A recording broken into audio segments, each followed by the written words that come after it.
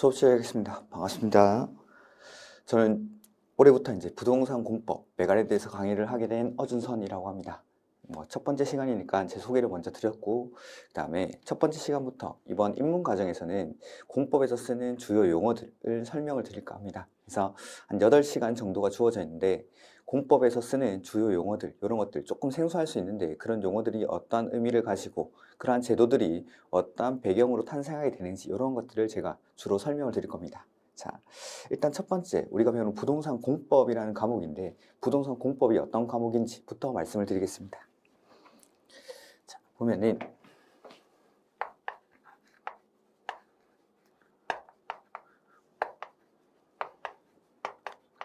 부동산 공법이라는 과목은 부동산이라는 단어랑 공법이라는 단어가 결합이 되어 있습니다. 제가 이제 앞으로 이 입문 과정에서 용어 설명을 드릴 거라고 말씀을 드렸는데, 이 용어들은 대부분이 한자어로 구성이 되어 있습니다. 그 한자어들을 나눠가지고 우리가 주로 쓰는 용어들로 풀이를 해서 이러한 용어들이 어떤 의미를 가지는지 이러한 것들 위주로 설명을 드릴 겁니다. 그래서 부동산 공법도 이걸 분해를 한번 해보면은 부동산이라는 단어랑 공법이라는 단어, 이렇게 두 가지 단어로 결합이 되어 있죠. 그래서 부동산이 뭔지, 공법이 뭔지 이러한 것들을 먼저 설명을 드리죠.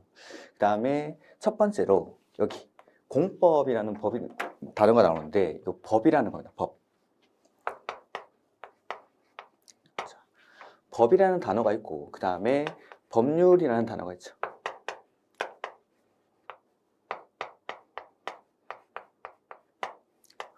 법이랑 법률은 같은 말일까요? 다른 말일까요? 이게 첫 번째. 법이랑 법률. 당연히 다른 말이겠죠. 법은 한 글자고 법률은 두 글자고. 자, 법이라는 건 다른 말로 하면 규범의 총체. 규범의 총체를 법이라고 합니다. 그러니까 사람들이 모이는 것들, 그런 약속들을 규범이라고 하고, 그 규범 전체를 법이라고 하는 거죠. 그래서 사람들이 모이는 곳, 학원에 가면은 학원에 이제 법이 있죠. 수업은 오전 수업은 10시부터 2시까지 한다, 이런 것들. 그 다음에 계모에 가면 회칙이 있고, 이런 것들. 그 모든 것들을 다 법이라고 하고, 우리나라 전체에도 법이라는 게 있습니다. 그래서 우리나라 전체 법의 체계를 먼저 보도록 하죠. 이 법의 체계는 우리 입문서, 여러분들이 가지고 계신 입문서에는 페이지 130페이지에 나와 있습니다. 130페이지. 자, 이 법이라는 것은 규범의 총체인데, 이 규범의 총체, 우리나라 법의 총체를 한번 나열을 해보면, 첫 번째로 최상위법에는 헌법이라는 게 있습니다. 헌법. 그 다음에 두 번째로 법률이라는 게 있죠. 여기서 나오는 이 법률이 여기서 말한 법률입니다. 즉, 법은 이 지금부터 제가 쓰는 이 전체를 법이라고 하고, 그 중에서 여기 헌법 아래에 있는 요걸 법률이라고 따로 부릅니다. 그 다음에 법률 밑에는 명령이라는 게 있고, 그 다음에 이 밑에는 조례, 그 다음에 규칙이라는 게 있습니다. 이렇게. 이게 우리나라 법의 체계입니다. 법의 체계. 자, 보면은 헌법은 우리 국민 모두가 다 알고 있죠. 최상위법이라는 걸. 그러면 왜 이 헌법이 최상위법이냐라는 겁니다. 왜? 헌법은 왜 우리나라의 최상위법일까요? 헌법을 만드는 사람이 국민입니다. 국민. 우리나라 최고 권력자인 국민이 만드는 법이기 때문에 이 헌법은 최상위법이다라는 거죠. 우리나라 최고 권력자가 혹시나 대통령이라고 생각하셨던 분들, 위험한 생각을 하시는 분들입니다. 아닙니다. 우리나라 최고 권력자는 국민이죠. 내가 최고 권력자지만 나는 너무 바쁘니까, 나는 공인중개사 공부를 해야 돼서 너무 바쁘니까, 나를 통치할 능력은 충분하지만 시간이 없어서 내 권한을 잠시 위임해 두는 거죠. 이런 것들. 그래서 국민 투표를 통해서 확정되는 법이 헌법이기 때문에 헌법이 우리나라 최상위법. 그 다음에 헌법 밑에는 법률이라는 게 있는데, 이 법률은 국회에서 제정을 하게 되죠. 그래서 이 국회를 다른 말로 우리는 입법부라고 부릅니다. 그러니까 국회의 가장 중요한 역할이 법을 만드는 역할을 하는 거죠. 입법부. 이렇게. 그래서 헌법이 최상위법이고, 헌법에서는 우리나라 국가 전체의 통치 질서 같은 것들, 이런 것들을 규율을 하고, 그러니까 우리나라 전체를 어떻게 이끌어 나갈지에 대한 추상적인 내용들이 이 헌법에 다 규정이 되어 있겠죠. 그 다음에 헌법에서 위임받아서 법률에서 그 내용들을 좀 더 구체화하는 거. 그 다음 명령이라는 게 있는데, 자, 여러분도 아시겠지만 법률이라는 건 제정이 되고 개정이 되는데 상당히 오랜 시간이 걸리는 거죠. 그러니까 법률이라는 건 국회의 의결을 통과를 해야 되는데 그 국회의 의결을 통과하는 데에는 상당한 시간이 걸립니다. 그래서 개정이 잦은 사항이라든지 기술적인 내용들 이런 것들은 하위법인 명령에다가 위임을 합니다. 이 명령은 다시 두 가지로 구분을 하면은 대통령이 발하는 대통령령이라는 게 있고 그 다음에 우리가 배우는 것만 보도록 하겠습니다. 거기 보면 총리령, 부령, 훈령 이런 것들이 있는데 우리는 주로 부령을 배워요. 부령. 각부 장관이 발하는 부령이라는 게 있습니다. 그래서 명령에는 대통령령과 부령. 자, 여기서 하나 좀 기억하셔야 되는 단어가 있는데 대통령령을 다른 말로 시행령이라고 부릅니다. 시행령. 시행령. 그 다음에 부령은 시행규칙이라고 부릅니다. 그래서 우리 책에는 뭐 시행령, 시행규칙 이런 말들이 나올 겁니다. 시행령이라고 나오면 이게 대통령이 발한 명령이구나. 그 다음에 부령이라고 하면 이건 시행규칙. 그 다음 조례라는 게 나오는데 이 조례는 지자체에서 만드는 겁니다. 그 다음에 규칙도 지자체에서 만드는 겁니다. 둘 다 지자체에서 만드는 건 동일한데 조례는 지자체의회가 만드는 걸 조례라고 하고 규칙은 지자체, 장이 만드는 걸 규칙이라고 합니다. 그래서 의회가 장보다는 위에 있는 거죠. 법에서는. 그래서 이게 우리나라 법의 체계라는 거, 규범의 총체라는 거죠. 이렇게.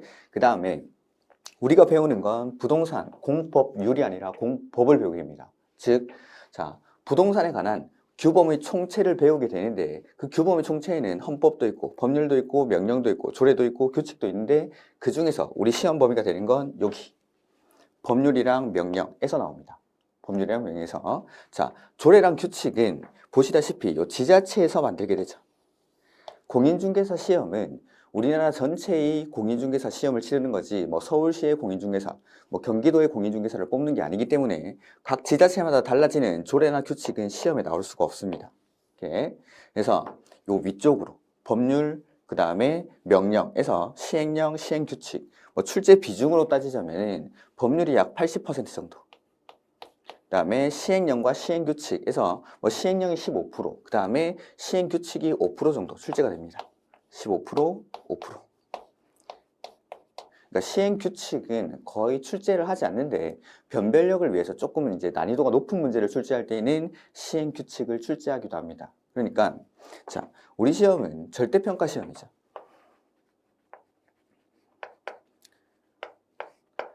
가장 높은 점수를 받은 사람이 합격을 하는 게 아니라 기준점을 통과하면 합격을 하게 됩니다. 즉 여러분들은 이건 굳이 보실 필요가 없다라는 겁니다. 5%짜리. 물론 시험에 자주 출제가 되는 부령은 공부를 하게 되지만 이런 것들 말고 뭐 세세한 내용들 이런 것들은 거의 보실 필요가 없습니다. 그러니까 이건 우리가 틀려도 되는 문제다라고 생각하시면 되고 주로 법률이랑 명령을 공부를 하게 될 겁니다.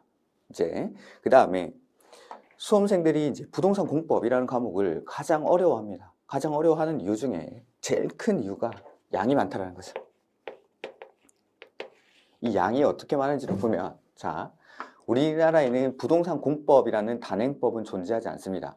그러니까 뭐 민법, 형법 이런 것처럼 단행법으로 부동산 공법이라는 법이 있는 게 아니라 부동산에 관한 규범의 총체를 부동산 공법이라고 하고 그 부동산 공법을 우리 시험 과목으로 만들었습니다. 그리고 이 부동산 공법이라는 과목 안에는 여기 단행 법률이 총 6가지가 들어있습니다. 이 6개의 단행 법률은 어떻게 구성되어 있는지는 제가 조금 이따가 설명을 드릴 거고 이 6개의 법률이 있고 이 6개의 법률마다 대통령령, 부령이 존재를 하겠죠. 그러다 보니까 양이 다른 과목보다는 상당히 많습니다. 그래서 첫 번째로 부동산 공법에서 어려움을 느끼는 이유가 바로 이 방대한 양입니다. 이 방대한 양을 제가 줄여나갈 겁니다.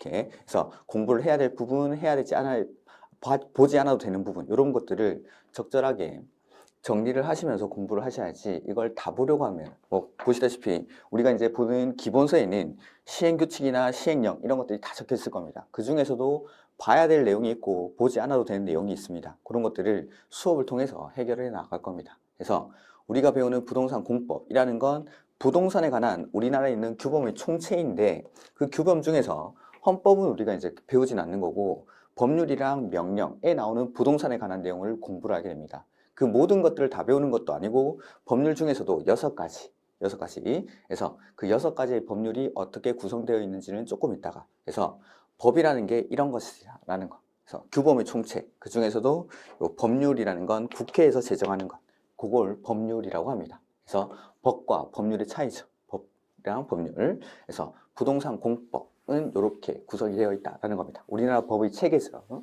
그 다음에 공법이라는 단어가 나오죠.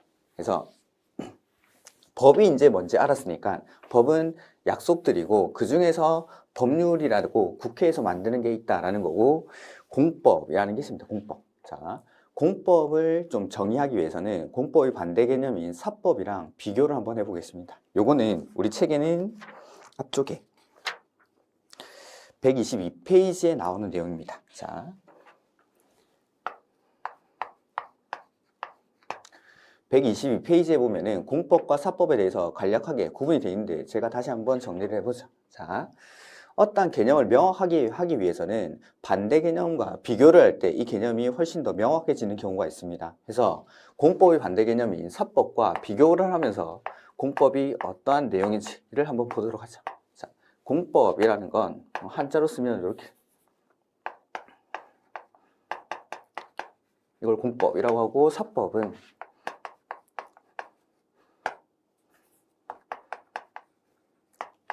이렇게, 공법과 사법은 뭐 대략적으로 비교가 되어 있는데, 책을 읽으시기 전에 제가 일단 먼저 한번 설명을 해보죠. 자, 아까 법에 대해서 말씀을 드렸는데, 법이라는 건 규범의 총태, 즉 약속을 모두 통틀어서 법이라고 하는 겁니다. 그러면은 지구상에 나 혼자 산다, 유일하게 존재하는 사람이 나 혼자다 라고 하면은 법이라는 게 필요할까요? 필요 없을까요?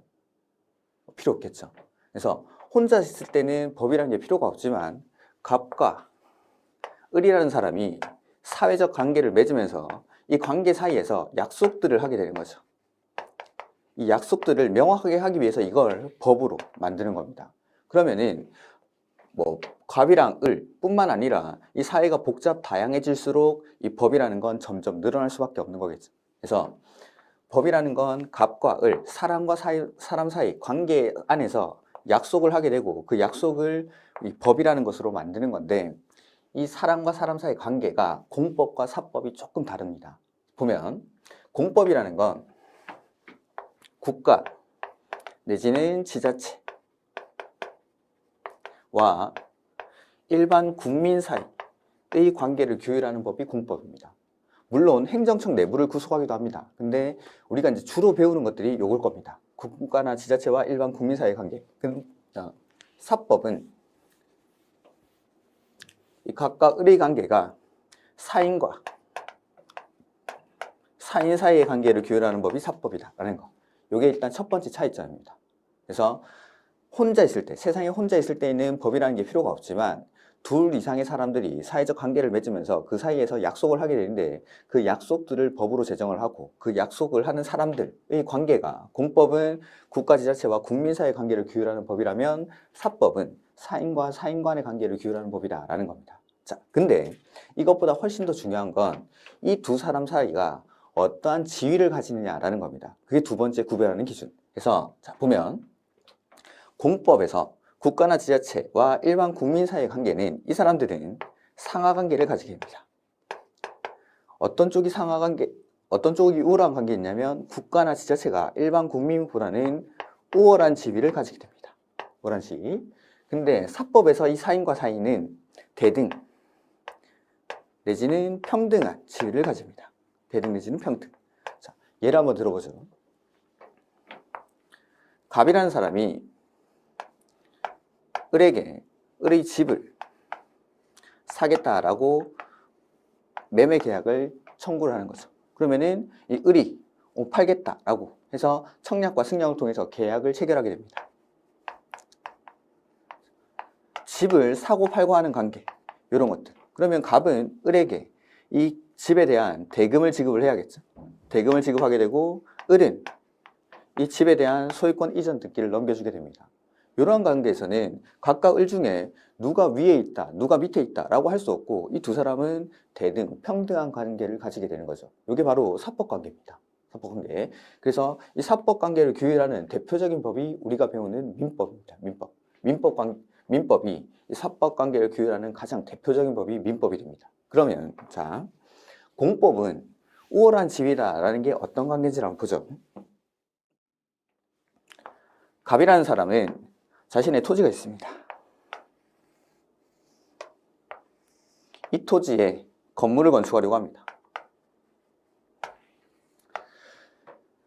이 토지에 건물을 건축하려고 하는데 내가 지으려는 건물은 공장입니다. 해서 공장에 대해서 건축 허가를 신청을 하는 거죠. 근데 건축 허가를 신청했더니만 시장, 군수, 구청장이 원칙적인 건축 허가권자가 됩니다. 나중에 이런 것들은 다 말씀을 드릴 겁니다. 시장, 군수, 구청장에게 공장에 대한 건축 허가를 신청했더니 허가가 나오지 않습니다. 왜냐하면 이 지역은 주거지역이라는 용도지역이 지정이 되어 있는 거죠. 자, 갑과 시장, 군수, 구청장이 대등 평등한 관계라면 이러한 것들, 시장, 군수, 구청장이 일반적으로 갑의 사유재산인 토지에다가 공장을 건축하는 행위를 금지할 수는 없습니다. 근데 시장, 군수, 구청장이 갑보다 일반 국민보다는 우월한 지위에서 주거지역이다라는 규제를 하고 있고 주거지역이다라는 규제를 받다 보니까 갑은 자신의 토지, 내 사유재산임에도 불구하고 내가 원하는 건물을 내 마음대로 지을 수 없다라는 거죠. 이게 바로 공법관계입니다. 즉, 내 사유재산이지만 내 개인의 자유를 국가나 지자체가 나보다는 우월한 지위에서 일방적으로 누르는 것, 규제를 가하는 것, 이걸 바로 공법이라고 합니다. 즉, 상하관계, 우월한 지위에서 국가나 지자체가 국민보다는 규제를 가하는 것, 이게 바로 공법입니다. 즉, 공법에서 가장 중요한 건 요거, 규제법이다라는 거. 항상 여러분들이 공부를 하실 때에도 공법은 규제법이다라는 사실을 인지를 하시고 공부를 하셔야 됩니다. 그래서 공법의 책에 이제 기본서에 들어가 보면 책의 이제 내용들을 보면은 뭐뭐 하지 마, 뭐 할 때는 이러한 절차를 거쳐서 해, 뭐 할 때는 허가받고 하고, 뭐 할 때는 신고하고 하고, 뭐 할 때는 승인을 받아, 인가를 받아 라는 내용으로 명령조로 쓰여 있는 거죠. 책이 되게 딱딱할 수밖에 없고 어려운 내용들이 들어가 있습니다. 그리고 우리는 직접 규제를 하는 입장이 아니라 규제를 당하는 입장이다 보니까 이러한 제도들이 생소할 수밖에 없는 거죠. 그래서 가끔씩 공법을 되게 잘하시는 분들이 계신데 그런 분들은 공무원 출신 분들, 그런 분들은 공법을 이해를 되게 잘 하십니다. 당연히 그렇게 하는 거지. 자기가 해봤던 거기 때문에. 근데 대부분의 사람들은 규제를 받는 입장이다 보니까 내가 스스로 규제를 해본 적이 없기 때문에 이러한 내용들이 상당히 생소할 수밖에 없다라는 거죠. 그래서 첫 번째로 아까 공법이 어렵게 느껴지는 이유가 양이 많기 때문에, 두 번째는 생소함입니다. 내가 안 해본 것들을 글로 먼저 배우기 때문에 그게 상당히 생소하게 느껴지고 어렵게 느껴지는 겁니다. 그래서 그러한 것들을 마치 내가 규제를 하는 것처럼 감정이입을 해서 그렇게 여러분들이 이해할 수 있도록 제가 하나하나 좀 설명을 드릴 겁니다. 이렇게 해서 공법이라는 건 이런 것들이다라는 거. 그래서 사법과 공법을 비교를 해봤는데 공법이라는 건 국가 지자체가 일반 국민보다 우월한 지위에서 규제를 가하는 법. 규제, 뭐뭐 하지 마, 뭐 할 때는 이런 거 하고 해, 허가받고 해, 신고하고 해 라고 하는 게 공법이다라는 겁니다. 공법. 그래서 우리가 이제 공법이라는 단어는 이제 해결을 했죠. 공법. 자, 보면은 공법이라는 단어는 이런 의미를 가지는 거고, 그 다음에 이제 아직 안 푸른 게 부동산입니다. 부동산. 누구든지 부동산이 뭔지 그런 걸 모르진 않으시겠죠. 그래서 부동산이라는 건 뭔지는 알고 있는데 정확한 의미는 아직 잘 모르시겠죠. 그래서 부동산이라는 게 우리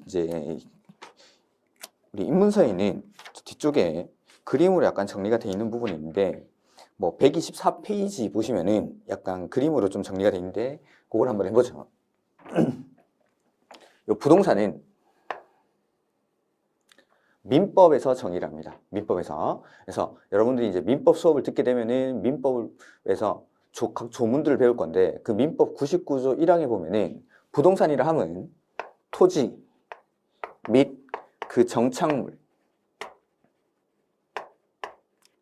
요걸 부동산이라고 합니다. 민법에서는 부동산을 토지 및 그 정착물이라고 정의를 합니다. 자, 근데 우리가 배우는 부동산 공법이라는 건 공인중개사 시험과 관련된, 공인중개사 업무와 관련된 부동산 공법을 배우게 되는 거죠. 자, 토지는 공인중개사의 중개 거래 대상물에 해당하죠.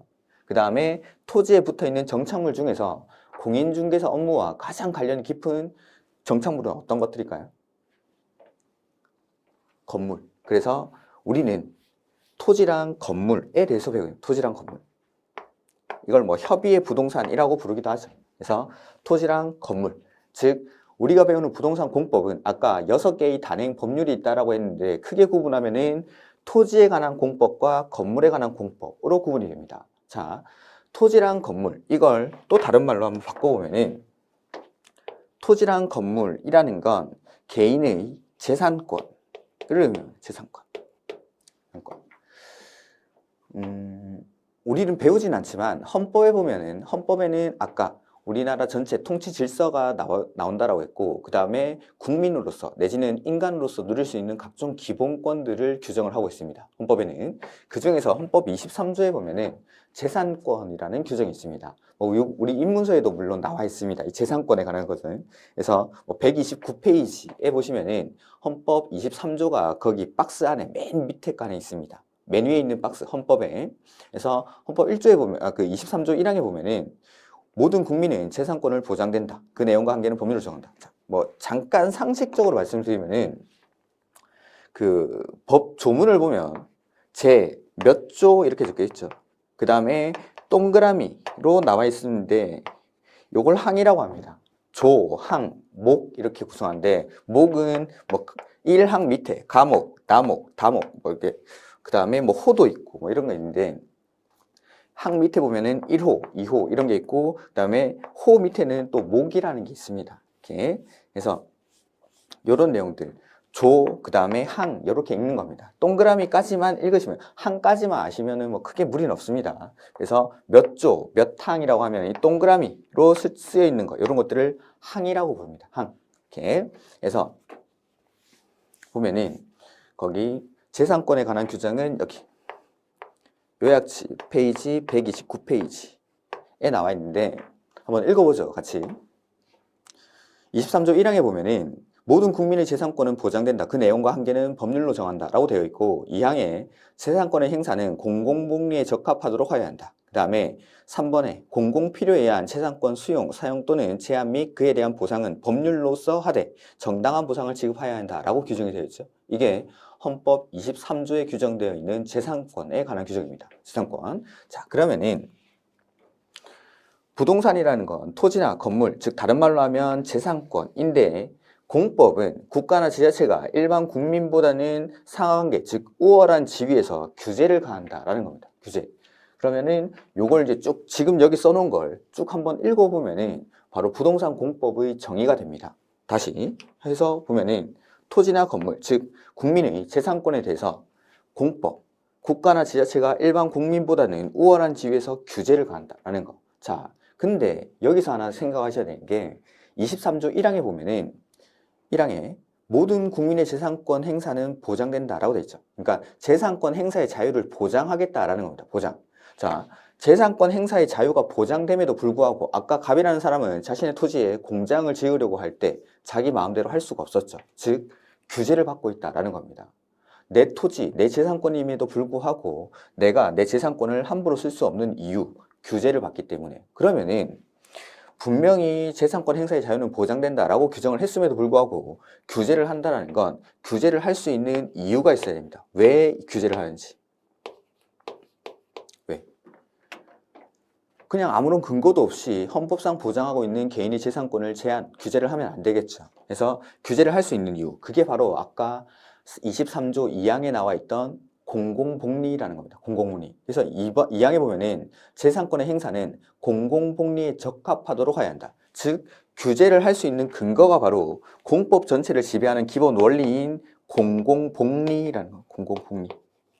그래서 공공복리를 위해서 개인의 자유를 일정 부분 제한을 하겠다. 규제를 가하겠다라는 겁니다. 그게 바로 부동산 공법이라는 거죠. 그래서 부동산 공법은 일단 가장 중요한 건 규제법이라는 거. 그리고 규제를 할 수 있는 이유는 공공복리를 위해서. 그러니까 내가 돈이 있습니다. 돈이 있는데 이 돈을 내 마음대로 쓸 수 있죠. 쓸 수 있는데 총을 구입하고 싶습니다. 이런 것들은 안 되겠죠. 그다음에 마약을 할 수는 있죠. 다만 처벌을 할 뿐이지. 자, 돈으로 내 개인 재산으로 내가 사고 싶은 총이나 마약 사고 싶은데 이걸 살 수는 있지만 사는 사람을 규제, 처벌을 하게 됩니다. 왜냐하면 공공복리에 적합하지 않으니까. 다른 사람들의 신체라든지 재산에 다른 사람의 신체나 재산에 위해를 가할 수 있기 때문에 이런 개인의 자유를 제한하게 되는 것. 이게 바로 부동산 공법이라는 것. 즉, 자, 다 계속 말씀드리고 있지만 공법은 규제법이다라는 걸 인지를 하셔야 됩니다. 공법. 그래서 뭐뭐 하지마, 하지마, 하지마, 하지마 이런 것들. 이게 바로 규제법이다. 라는 거. 뭐뭐 하지마. 뭐 할 때는 허가받아, 신고해. 이런 식으로. 그래서 내 자유를, 내 행동을 제한하는 거. 이걸 행위 제한이라고도 부릅니다. 나중에 나올 건데. 그래서 내가 할 수 있는 행위를 제한한다라고 해서 이걸 규제라고 하고 그 규제가 정당화될 수 있는 이유는 공공복리를 위해서. 이렇게 해서 부동산 공법을 정의를 하면 이렇게 됩니다. 다시 한번 마지막으로 정리 한번 해보죠. 자, 부동산이라는 건 토지랑 건물, 크게는 이렇게 구분을 하고 그래서 우리가 배우는 부동산 공법은 토지에 관한 공법과 건물에 관한 공법으로 구분이 될 겁니다. 그 다음에 토지나 건물 이런 것들 다른 말로 하면 재산권이라고 부르고 이 재산권에 대해서 국가나 지자체가 일반 국민보다는 우월한 지위에서 규제를 가하는 것 그게 바로 부동산 공법이다라는 것. 근데 이 부동산 공법에서 규제를 할 수 있는 규제가 바로 정당화될 수 있는 이유는 공공복리의 증진을 위해서. 참고로 말씀드리면 공공복리가 공법 전체를 지배하는 기본 원리라면 사법 전체를 지배하는 기본 원리는 아마 민법 시간에 배우시게 될 텐데 사적 자치의 원칙이라는 게 있습니다. 사적인 일은 스스로 알아서 다스려라 이런 말입니다. 이렇게. 그래서 평등 대등한 관계니까 그 사람들이 사인과 사인 관계가 사법 관계에서 규율되기 때문에 사적인 일은 스스로 알아서 한다라는 겁니다. 그런 것들. 그래서 요까지 사법은 민법 시간에 배우시면 되는 거고 그 다음에 우리가 배우는 건 공법. 그래서 공법, 부동산 공법을 정의를 하면 이렇게 된다라는 겁니다. 이렇게. 그래서 요 부동산 공법의 정의를 배웠고 그 다음 아까도 말씀드렸는데 부동산 공법은 우리나라에 부동산 공법이라는 법이 존재하지 않습니다. 그러니까 단행 법으로 존재하는 게 아니라 부동산 공법이라는 시험 과목을 만든 겁니다. 공인중개사 시험에서. 그래서 이 부동산 공법 안에는 6개의 법률로 구성이 되어 있는데 그 6개의 법률이 어떻게 구성이 되는지 한번 보도록 하겠습니다. 이렇게. 그래서 요거는 우리 책에는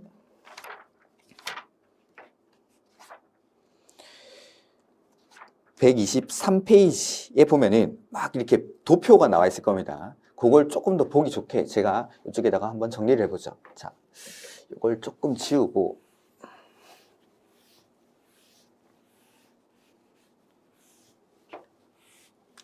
자, 부동산 공법은 크게는 토지에 관한 공법이랑 건물에 관한 공법으로 구분을 한다고 했죠. 그래서 여기도 총 6개의 법률이 나올 건데 그 6개의 법률을 토지에 관한 공법과 건물에 관한 공법으로 구분을 해보겠습니다.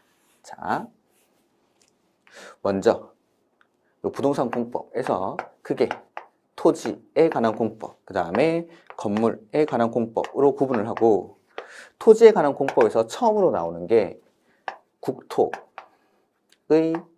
계획 및 이용에 관한 법률입니다.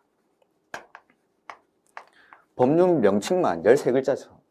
그냥 막 외워버리면은 이거 법 이름 외우는데 한 달 걸립니다. 그래서 이것도 왜 나오게 되고 어떠한 의미를 가지는지를 한번 풀이를 한번 해보죠. 자, 우리나라 전체에 있는 토지를 뭐라 부르죠? 우리나라에 있는 토지? 국토죠. 그래서 국토의 계획 및 이용에 관한 법률에서 규제를 하고자 하는 대상은 바로 우리나라 국토 전체를 대상으로 규제를 합니다. 공법이니까 법률, 공법은 당연히 규제법입니다. 그래서 국토 전체를 규제를 하겠다라는 법이 국토의 계획 및 이용에 관한 법률. 근데 이 국토를 그냥 규제를 하는 게 아니라 먼저 계획으로서 규제를 하게 됩니다. 국토 전체에 대해서 계획을 수립해서 먼저 규제를 하고 뒤에 계획에 따라 이용을 하는 것을 규제를 하겠다라는 게 부동산 공법 중에 처음으로 나오는 국토의 계획 및 이용에 관한 법률이죠. 자, 이 법률이 03년도부터 시행이 됩니다. 03년도. 그러면은 이 이전에는 국토 전체에 대해서 계획을 수립하지 않았느냐? 라는 질문을 할 수 있는데 그렇습니다. 놀랍게도. 즉 우리나라 국토 전체에 대해서 계획을 수립해서 규제를 한 것, 구체적인 계획을 수립해서 규제를 한 지가 아직 20년도 채 안 됐다는 거죠. 자, 그러면은 이러한 법률이 왜 필요한지를 한번 보도록 하겠습니다. 왜 필요한지. 그러니까 항상 이 입문 과정, 요 짧은 한 8시간 정도의 과정에서는 제가 주로 왜라는 질문을 던지고 그걸 이제 해결해 나가는 그런 수업들을 할 겁니다.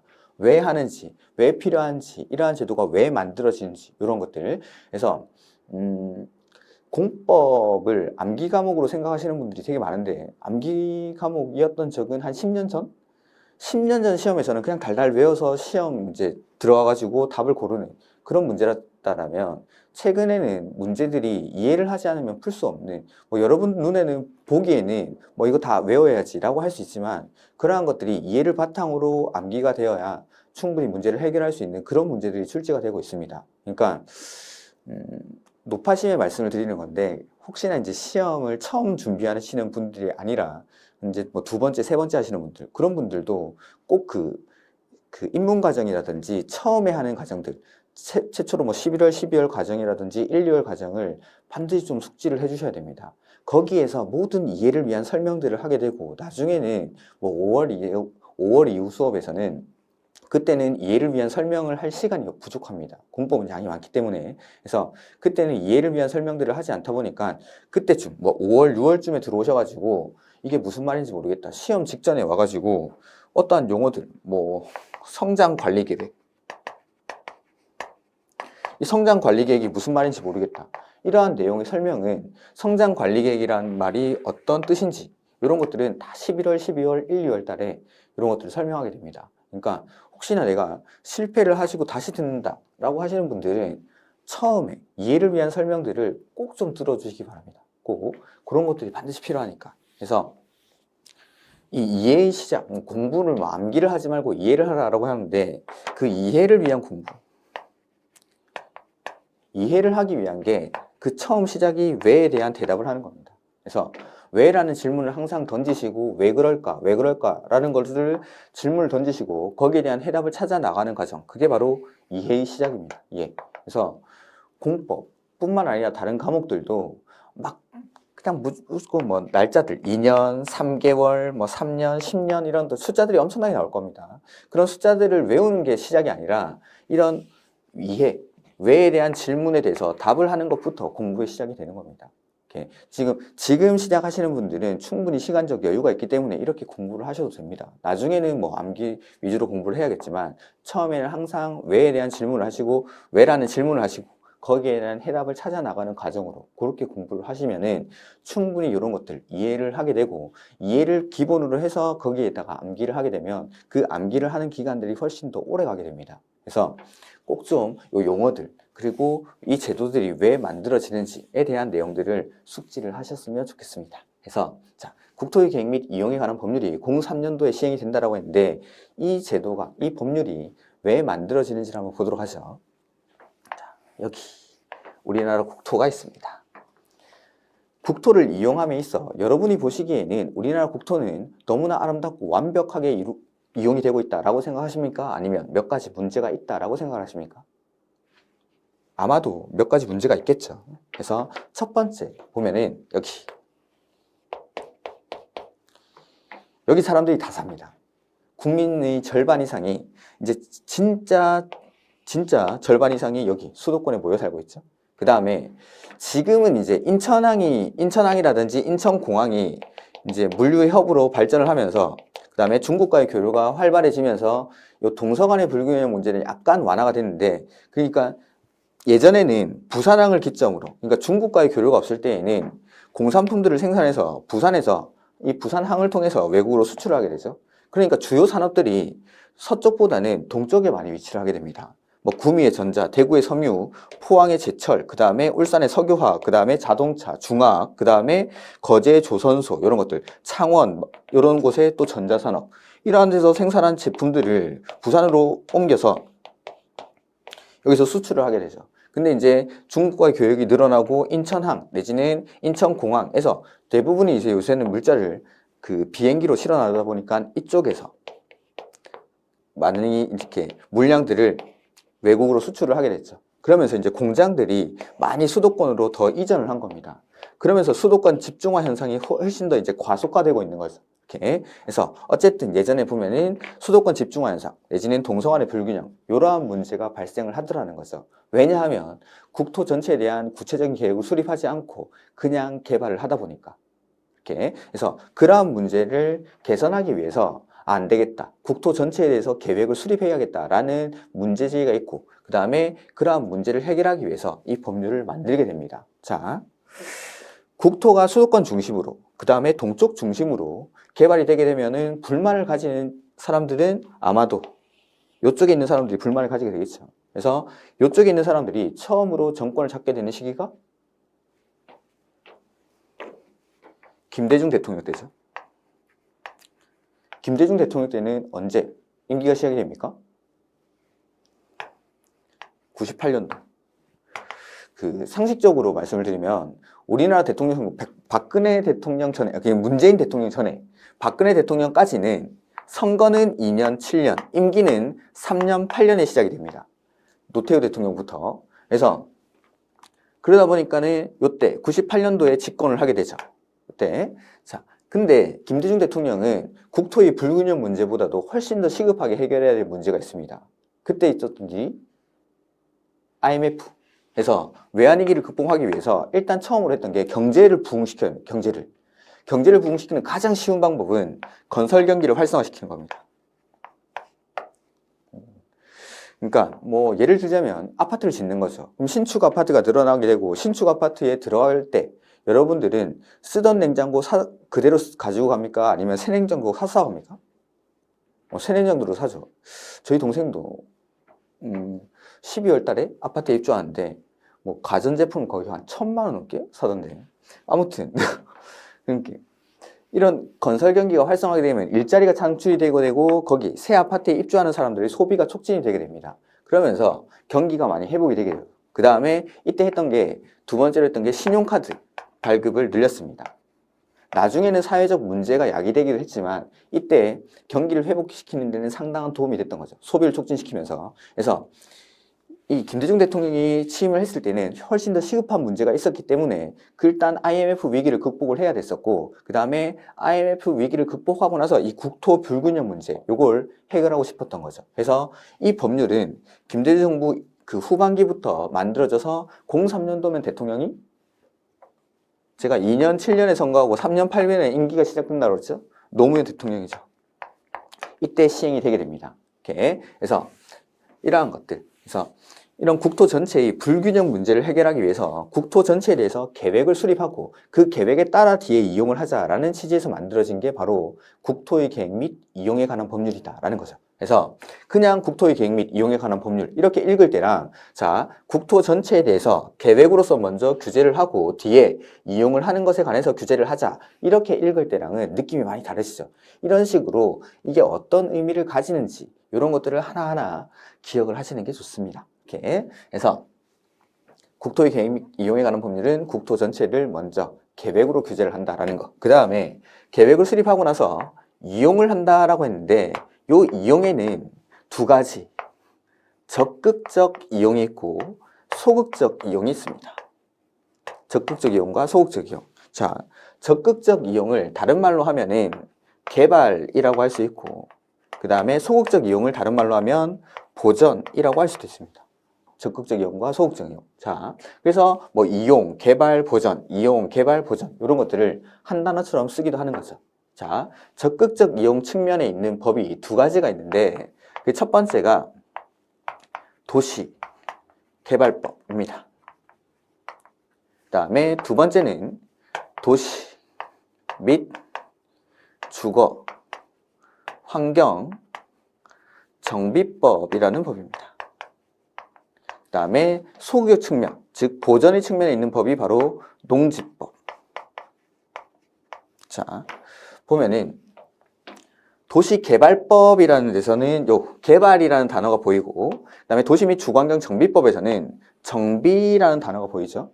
자, 여러분들이 생각할 때 개발이라는 단어 들었을 때 딱 떠오르는 느낌은 뭔가 없는 것에서 새롭게 만들어내는 게 개발일까?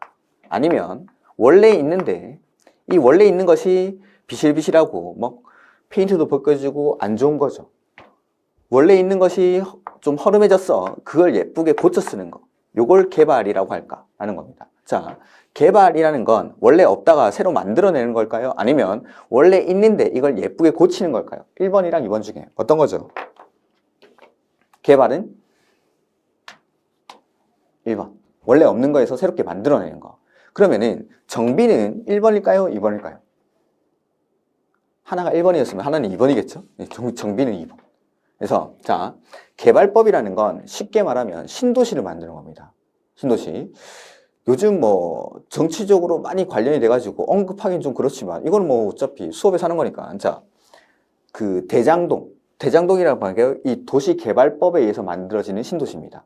그래서 대장동 개발 사업은 도시개발법에 의해서 신도시를 만드는 겁니다. 그리고 우리 주변에 경기도 주변에 있는 서울 주변에 경기도에 있는 뭐 일산, 평촌, 분당 이런 것들 1기 신도시뿐만 아니라 위례라든지 이런 2기 신도시, 동탄 이런 2기 신도시들 역시 도시개발법에 의해서 만들어지는 그 신도시, 즉 신도시를 만드는 법, 쉽게 말하면은 신도시를 만드는 법이다라고 생각하시면 이 도시개발법은 이해가 되실 겁니다. 그 다음에 정비법은 그러니까 개발법이라는 건 아무것도 없었죠.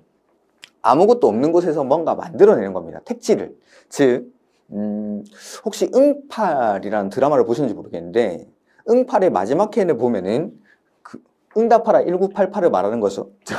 거기 주인공 그 덕선이네가 마지막으로 어디로 이사 가냐면 거기 판교로 이사를 가는 거. 그렇습니다. 판교로. 그래서 이웃 주민이 말을 하는 거죠. 니네는 왜 판교로 이사를 가? 농사 지으러 가라고 합니다. 농사 지으러. 왜냐하면은 그 응팔이니까 1988. 그 80년대 후반, 90년대 초반 판교는 어땠냐면 그냥 논밭이었죠. 논밭. 이런 데로 이사를 간다니까 농사 지으러 가냐고 물어보는 겁니다. 근데 지금은 우리나라 IT 기업의 산지가 성지. 이렇게. 이랬던 지역을 택지를 조성을 하는 거죠. 네모 반듯한 택지를 조성을 해서 신도시를 만들 토대를 만드는 거. 요거에 도시개발법입니다. 즉, 원래는 저 푸른 초원이었죠. 아무것도 없었는데 여기를 그림 같은 집을 짓는 건 아니고 그림 같은 집을 짓기 전 단계인 네모 반듯한 택지를 조성하는 거. 이게 바로 도시개발법이 하는 역할입니다. 그러면은 자, 정비법은 뭐냐라는 거. 정비법은 우리가 너무나 잘 알고 있는 겁니다. 재개발, 재건축. 자, 여기 아파트가 있는데 여기 분당, 일산, 1기 신도시입니다. 1기 신도시면 90년대 초반, 90년대에 완성이 된 그런 도시다 보니까 자, 90년대부터 지금은 이제 한 30년, 40년이 경과를 했죠. 그러다 보니까 이 아파트 곳곳에 금이가 있고 그 다음에 페인트 칠도 벗겨지고 그 다음에 이거 단열 같은 게 제대로 안 돼서 겨울이면 난방비가 100만 원씩 나오고 그 다음에 지하 주차장이 없어서 밤만 되면은 늦게 퇴근했을 때 막 차를 밀고 다니고 이래야 됩니다. 요런데 네. 주거환경이 극히 불량하죠. 이런 아파트를 계속 쓰기에는 너무 힘드니까 요걸 예쁘게 지금 현재 있지만 이게 너무 불량한 거죠. 이걸 예쁘게 고쳐 쓰는 거. 새로 여기다가 레미안, 자이 이런 거 지어주는 거. 이게 바로 재개발, 재건축, 바로 정비법에 관한 내용입니다. 정비법. 그래서 적극적 측면, 개발의 측면에 있는 법이 두 가지가 있는데 도시개발법과 정비법. 도시개발법은 없는 데서 새롭게 만드는 거, 신도시 만드는 거. 그 다음에 정비법이라는 건 우리가 익히 알고 있는 재개발 사업, 재건축 사업 이런 것들. 그 다음에 소극적 측면, 소극적 측면의 이용, 즉 보전의 측면에 있는 법이 바로 농지법입니다. 농지법. 그러면은 농지라는 건 개발을 하는 게 아니라 보전하겠다라는 거죠. 보전. 그러면은 자, 농지는 개발을 하면 안 되고 보전을 해야 됩니다. 우리 집에 가보가 있는 거죠. 몇 대째 내려오는 가보가 있고 이건 절대 팔면 안 되고 대대손손 물려줘야 되는 가보입니다. 이거를 아들이 첫째, 둘째, 셋째 있으면은 누구한테 물려줄까요? 첫째한테 물려주니까 맨날 팔아먹고 그다음 빚 갚고 이러다 보니까 가보를 다 날리는 거죠.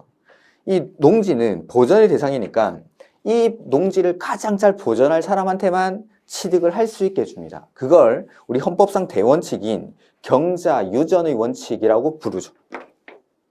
경자. 유전의 원칙. 즉 농사를 짓는 사람만이 농지를 가질 수 있다라는 원칙입니다. 원칙적으로. 왜냐하면 이 농지를 가장 잘 보존할 사람은 농사 짓는 사람이니까. 그래서 농지법에 가보시면은 농지는 아무나 취득할 수 없고 경자만이 원칙적으로 농지를 취득할 수 있습니다. 그리고 이 사람이 농지를 취득할 수 있는 자격을 갖추고 있는지에 대한 농지 취득 자격 증명이라는 걸 발급받은 사람들만 농지를 취득할 수 있다라고 규정이 되어 있죠. 즉 아무나 취득할 수는 없다라는 거. 보존하기 위해서. 지금 보시는 요 4가지 법률, 이게 토지에 관한 공법에 나오는 4가지 법률입니다. 총 6가지가 있다고 했는데 그러면 남아있는 건물에 관한 공법이 2개가 더 있겠죠. 그래서 자, 법률의 명칭들이 좀 긴 것들이 있죠. 요거를 줄여서 읽겠습니다. 자, 오늘 뭐 첫째 시간인데 지금부터 저랑 1년 동안 쓰는 용어들을 약속을 해 나갈 겁니다. 그래서 그러니까 다른 분들은 다른 용어를 쓸 수도 있습니다. 근데 제 수업 시간에는 요거는 요렇게 부르겠다, 요거는 요렇게 부르겠다, 이건 이런 의미를 가진다라는 것들을 하나하나 약속을 해 나갈 겁니다. 그 중에 첫 번째, 법을 부르는 명칭입니다. 자, 국토의 계획 및 이용에 관한 법률, 너무 길죠? 이거 줄이겠습니다. 법에서 부르는 정식 약칭은 국토계획법이라고 부르는데 그걸 더 줄여서 우리는 이렇게 국계법이라고 부르죠. 그 다음에 도시개발법은 저는 그냥 개발법 이렇게 부르요. 개발법. 그 다음에 도시 및 주거환경 정비법은 저는 정비법이라고 부르겠습니다. 그래서 국계법, 개발법, 정비법 이렇게 부르도록 하겠습니다. 이것들. 그 다음에 농지법은 그냥 농지법. 그 다음에 자, 요 4가지가 토지에 관한 공법이라면 건물에 관한 공법이 이제 2가지 남았겠죠. 그게 건축법 이랑 주택법입니다.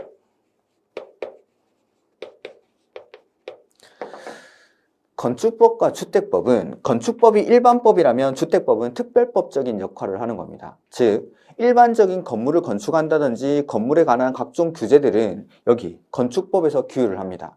다만 이 주택법이라는 건 우리나라는 좀 특별하게 있는 법인데 대부분의 국가에서는 건축법으로 모든 건물을 규율을 하지만 우리나라 같은 경우에는 자, 단독주택이랑 공동주택 중에서 어떤 것의 비율이 더 높죠? 지금 현재? 공동주택의 비중이 더 높습니다. 그러니까 뭐 단독주택의 비율이 지금 많이 올라오고 있지만 아직까지는 공동주택에 대한 비율도 높고 그 다음에 대부분의 사람들은 공동주택에 대한 선호도도 높고 그 다음에 우리나라 같은 경우에는 주택을 그냥 거주의 목적으로만 쓰는 게 아니라 재테크 수장 내지는 투기의 목적으로 사용하기도 하죠. 그래서 이런 공동주택이라든지 분양을 목적으로 하는 그런 주택들에 대해서는 주택에 대해서는 특별한 좀 규제를 해야겠다. 그러니까 일반적인 건물이 아니라 주택에 대해서는 특별한 좀 규제를 하겠다라고 해서 만들어진 게 바로 주택법입니다. 즉 건축법은 일반적인 건물에 대해서 규제를 한다라면 그 건물들 중에서 주택 역시 건물이겠죠. 주택도 건물이지만 이건 건축법과는 별도로 다른 규제가 필요하다라고 해서 만든 게 주택법입니다.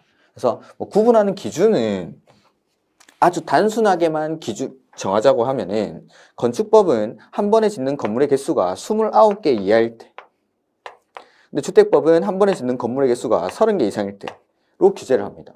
보면 자, 내가 여기 25세대의 다세대 주택을 지으려고 합니다. 흔히 이제 빌라라고 부르는 거예요. 빌라. 근데 요 25세대죠. 한 번에 짓는 게 30개 이상이 안 되죠. 이럴 때는 건축법을 적용을 한다라는 거. 근데 내가 지으려는 건물이 35세대의 다세대 주택입니다. 이럴 때는 한 번에 짓는 건물의 개수가 30개가 넘어가니까 이때부터는 주택법이 적용이 된다. 단순하게 구분을 하자면 이렇게 구분을 하는 겁니다. 이렇게. 자, 우리가 그 부동산에 조금 관심이 있으신 분들 뉴스를 보다 보면은 뉴스에서 흔히 들을 수 있는 말들이 있죠. 분양가 상한제, 투기과열지구, 조정대상지역, 뭐 전매 제한, 그 다음에 뭐 그 공급질서 교란행위라는 건 이건 이제 실제로 들어보면 아는 건데 그 주택 청약통장 사고 팔고 하는 거 아니면은 주택 상환사채라는 거 이런 것들 사고 팔고 하는 거 그리고 우리가 흔히 많이 쓰는 게 딱지라는 거 무허가 건물 확인서, 건물 철거 예정 증명서, 건물 철거 확인서, 이주대책 대상자 확인서 이런 것들이 있습니다. 그걸 흔히 딱지라고 부르는데 그런 것들 사고 팔고 하는 행위를 처벌하죠. 그런 규제들이 다 여기 주택법에 나오는 겁니다. 그러니까 일반적인 건물에는 투기과열지구 조정대상 지역이 적용되는 게 아니라 주택법의 적용 대상인 주택에 대해 적용하는 게 투기가일지구, 조정대상지역, 전매제한 이런 규정들이 적용이 되는 겁니다. 이렇게 그러면은 자 그리고 이제 주택법에 따라서 지어진 건물들을 우리가 사고 싶을 때는 그냥 사는 게 아니라 주택법의 공급 질서에 따라 공급을 받게 됩니다. 그러니까 그냥 25세대의 다세대 주택 이런 것들은 건축법의 규제를 받으면서 지어진 것들 이런 것들은 내가 돈만 있으면 살 수 있습니다. 돈 주고 사고 팔고 하는 거죠. 근데 주택법의 규제를 받고 지어진 건물들, 주택을 구입하려고 할 때에는 돈만 있으면 되는 게 아니라 청약 통장이 필요합니다. 신축 아파트를 받으려고 할 때는 청약 통장, 입주자 주택 증서를 가지고 청약을 넣어야겠죠. 청약 홈에 들어가서. 그게 차이점입니다. 그러면은 주택을 짓는 입장에서는 건축 규제를 받고 싶을까요? 주택법의 규제를 받고 싶을까요? 당연히 건축 규제를 받고 싶겠죠. 그래서 주택법의 규제를 풀기 위해서 막 이런 것들 일부러 자 내가 한 30개 짓고 싶다 라고 하면은 30개를 굳이 넘길 필요가 없겠죠. 29개만 짓는 겁니다. 예전에는 이 기준이 20개, 19개 였습니다. 19개 이하는 건축법, 20개 이상은 주택법. 그러면은 한 10년 정도 전에 지어진 다세대 주택 같은 거 보면은 19세대의 다세대 주택이 되게 많습니다. 왜냐하면은 주택법의 규제를 피하기 위해서. 이렇게 이런 것들. 그래서 이런 것들을 알고 다세대 주택이 19세대 아니면 29세대라고 이렇게 지어져 있다. 그 세대수 보면은 19세대, 29세대짜리가 있겠죠. 그런 것들은 이런 것들을 알고 보면은 주택법의 규제를 피하기 위해서 건축법의 건축 허가를 받고 짓기 위해서 이렇게 지었구나라는 것들을 알 수가 있는 거죠. 이렇게 요 6가지 지금 써놓은 6가지가 우리 부동산 공법에 나오는 6개의 법률입니다. 그리고 이 6개의 법률마다 아까도 말씀드렸지만 시행령, 시행규칙이 존재를 하고 있습니다. 그러다 보니까 다른 법보다는 양이 상당히 많은 거죠. 그래서 자, 이 6개의 법률마다 총 이제 우리는 공인중개사 시험은 각 과목마다 40문제가 출제가 되게 되죠. 그 40문제가 어떻게 배분이 되는지를 한번 보도록 하죠. 그래서 국계법에서는 총 12문제가 출제가 됩니다. 2문제. 그 다음에 개발법은 6문제. 정비법도 6문제. 그 다음에 농지법이 2문제 출제가 되고 건축법이 7문제. 그 다음에 주택법이 7문제 하면은 총 40문제가 이렇게 구성이 되어 있습니다. 이건 변하지 않습니다.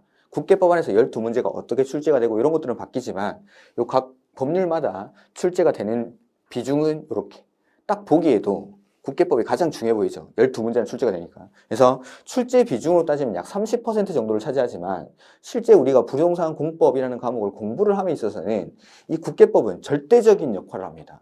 국계법에서 쓰는 기본적인 용어들을 나중에 개발법, 정비법 뿐만 아니라 건축법, 주택법, 농지법에서 다 쓰게 됩니다. 그래서 국계법에서 배우는 기본적인 용어들이 정리가 안 되고 뒤쪽을 가게 되면은 그냥 단순 암기밖에 할 수 없는 거고 이해가 안 될 수밖에 없습니다. 그래서 여러분들이 처음에 공부를 하신다라고 하시면은 처음에는 국계법 위주로 공부를 하셔야 되고 수업은 물론 들어야겠죠. 개발법이나 정비법 수업도 듣는다 하더라도 여러분들이 혼자 복습을 하시거나 할 때에는 국계법에 초점을 맞추고 공부를 해주셔야 됩니다. 요거 위주로 공부를 하고 국계법이 정리가 돼야 나머지 개발법과 정비법을 이해를 할 수가 있습니다. 그래서 여러분들이 최대한 빨리 한 3월, 4월 이전에 국계법을 정리를 해주시면은 5월 이후에 개발법, 정비법부터는 제가 알아서 하도록 하겠습니다. 알아서. 그러니까 여러분들이 혼자 해주셔야 되는 건 국계법을 최대한 한 3월, 4월 정도 모의고사에서 국계법을 한 12문제 중에 7, 8문제를 내가 알고 풀 수 있는 것. 그 정도 수준까지 올려주시면은 나머지는 제가 해결하도록 하겠습니다.